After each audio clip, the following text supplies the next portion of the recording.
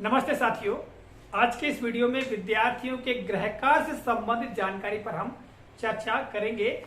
जैसा कि आप देख पा रहे हैं, मध्य प्रदेश शासन स्कूल शिक्षा विभाग का यह पत्र। और साथियों, पूर्व के वीडियो में इसी पत्र पर चर्चा करते हुए हमने आप लोगों को जानकारी दी थी कि विद्यार्थियों के बस्ते का भार कितना होना चाहिए। स्कूल बैग पॉलिसी 2020 के अनुसार जो विद्यार्थियों के बस्ते का बोझ है वो कितना हो, इस बारे में इस पत्र में बताया गया है। और इस बारे में मैंने आपको वीडियो के माध्यम से बताने का प्रयास किया है। यदि आप उस वीडियो को देखना चाहते हैं तो साथियों आई बटन में जाकर के देखिएगा, ठीक है। और आगे हम बात करते हैं साथियों विद्यार्थियों के गृह कार्य की। तो यहाँ पर आवश्यक जानकारी मैंने अंकित की है और यह जानकारी इसी पत्र से दिया है। तो साथियों, आज हम चर्चा करेंगे किन कक्षाओं के लिए गृह कार्य नहीं दिया जाना है और किन कक्षाओं में कितने घंटे का गृह कार्य दिया जाना है। तो सबसे पहले हम बात करते हैं साथियों कक्षा 1 और 2 और इसके पूर्व की नर्सरी कक्षाएं, ठीक है।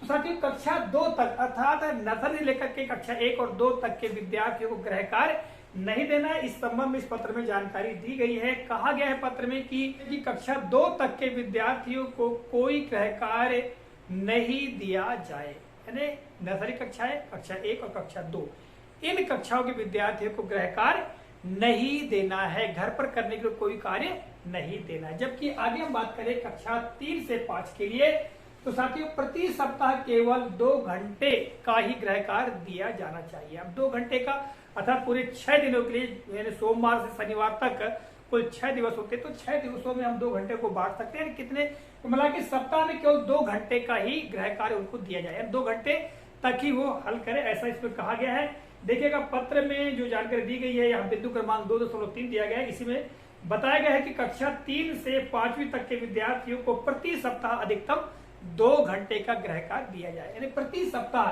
यानी एक सप्ताह के लिए अर्थात जो विद्यालय 6 दिवस लगते हैं, तो इन 6 दिवसों में विद्यार्थियों को केवल 2 घंटे का ही गृह कार्य दिया जाना है। और आगे हम बात करें साथियों कक्षा 6वीं से 8वीं तक के विद्यार्थियों के लिए, तो प्रति दिवस, जैसा कि यहाँ लिखिएगा कक्षा 6 से 8 तक के लिए प्रति दिवस केवल 1 घंटे का गृह कार्य दिया जाना चाहिए। अतः हर दिन यानी प्रतिदिन विद्यार्थियों को गृह कार्य दिया जाए और वो गृह कार्य 1 घंटे में हल हो जाना चाहिए, इतना ही गृह कार्य बच्चों को दे। आगे हम बात करते हैं कक्षा 9 से 12 तक के विद्यार्थियों के लिए, तो यहाँ पर प्रति दिवस 2 घंटे का विद्यार्थियों को गृह कार्य दिया जाना चाहिए, ऐसा कहा गया, यहाँ जानकारी दी गई। साथियों देखिएगा कक्षा 6 से 8 तक के विद्यार्थियों के छात्रों को प्रति दिवस का अधिकतम 1 घंटे का और कक्षा 9 से 12 तक के विद्यार्थियों को अधिकतम 2 घंटे का ही गृह कार्य दिया जाए।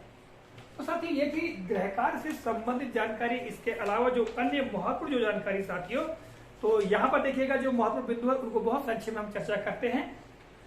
यहाँ कहा गया कि राज्य शासन द्वारा निर्धारित एनसीईआरटी द्वारा नियत पाठ्य पुस्तकों से अधिक पुस्तकें विद्यार्थियों के बस्ते में नहीं होना चाहिए, यानी एनसीईआरटी की जो पुस्तकें चल रही है उन्हीं पुस्तकों को बस्ते में होना चाहिए। इसके अतिरिक्त यदि पुस्तकें होती हैं तो उनको विद्यालय में रखने की व्यवस्था की जाए, ऐसा आगे भी कहा गया है। देखिएगा हम आगे चर्चा और करते हैं। आगे साथियों कहा गया है कि प्रत्येक विद्यालय को नोटिस बोर्ड एवं कक्षा में बस्ते के वजन का चार्ट प्रदर्शित करना होगा। स्कूल डायरी का वजन भी बस्ते के वजन में ही सम्मिलित किया जाए, ऐसा कहा गया है।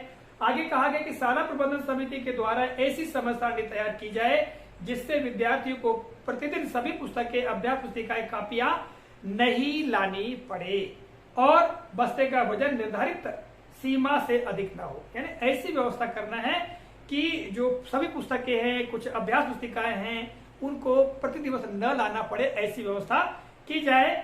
और अगला बिंदु है कि शाला प्रशासन यानी शाला प्रबंधन समिति कक्षा 8 तक के विद्यार्थियों के लिए अभ्यास पुस्तिकाएं, वर्क बुक एवं अन्य आवश्यक सामग्रियों को शाला में ही रखने की व्यवस्था सुनिश्चित करे। जैसा कि हमारे प्रारंभ में चर्चा की थी कि जो अन्य सामग्रियां हैं, अभ्यास पुस्तिकाएं हैं, वर्क बुक है, तो इनको विद्यालय में ही रखने की व्यवस्था की जाए, ऐसा कहा गया है। और अगले बिंदु में कहा गया कि कंप्यूटर, नैतिक शिक्षा, सामान्य ज्ञान के लिए कक्षाएं बिना पुस्तक के ही लगाई जाएं। स्वास्थ्य, शारीरिक शिक्षा, खेल एवं कला की कक्षाएं भी बिना पुस्तकों के ही लगाई जाए। आगे कहा गया कि स्कूल बैग हल्के वजन के हों जो कि दोनों कंधों पर आसानी से फिट हो जाए, ठीक है। विद्यार्थियों को शाला में ट्रॉली बैग लाना लाने की अनुमति नहीं है, यानी ट्रॉली बैग जो होता है वो लाने की अनुमति बिल्कुल नहीं है। और आगे कहा गया है अगले बिंदु में कि पालकों के साथ संवाद के लिए शिक्षक डिजिटल माध्यम का प्रयोग करें। समय समय पर स्कूल बैग के वजन की चर्चा मीडिया तथा शाला प्रबंधन समिति के साथ की जाए, जिससे कि हितग्राही बस्ते के वजन के संबंध में जागरूक हो सके। इसके अलावा साथियों जो कि बैग विहीन दिवस एक दिन होगा, यानी बिना बैग के बच्चे एक दिन आएंगे, जिसके बारे में पूर्व के वीडियो में हमने चर्चा की थी। ठीक है, और अंत में साथियों कहा गया है कि जिला शिक्षा अधिकारी महोदय रेंडमली कुछ शालाओं का चयन करेंगे। ठीक है, और जांच करेंगे कि बस्ते का वजन कितना है। तो साथियों ये जानकारी इस पत्र में दी गई है। यदि आप विस्तृत जानकारी जानना चाहते हैं तो इस पत्र का अवलोकन करें। और यह पत्र 29 अगस्त 2022 को जारी किया गया है। आशा करता हूं इस वीडियो में दी गई जानकारी आपको काफी उपयोगी लगी होगी। मिलेंगे अगले कालखंड में, तब तक के लिए जय हिंद।